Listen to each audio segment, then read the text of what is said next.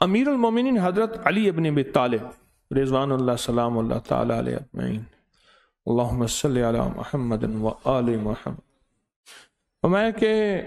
فرمایا جس نے فجر کی نماز کے بعد 11 مرتبہ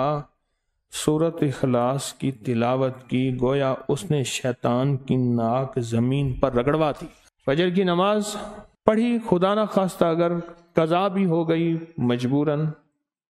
آج کے بعد تو انشاءاللہ نہیں ہوگی، اور فجر کے بعد جس نے 11 دفعہ سورۃ اخلاص پڑھ لی، اس نے ایسے ہے جیسے شیطان کی ناک زمین پر رگڑوا دے۔ شیطان،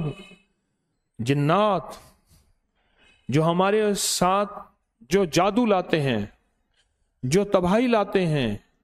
جو ہماری نسلوں کے اندر خواری پریشانی،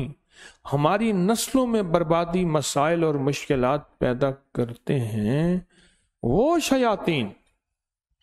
جو ہمارے رزق کو چھینتے ہیں،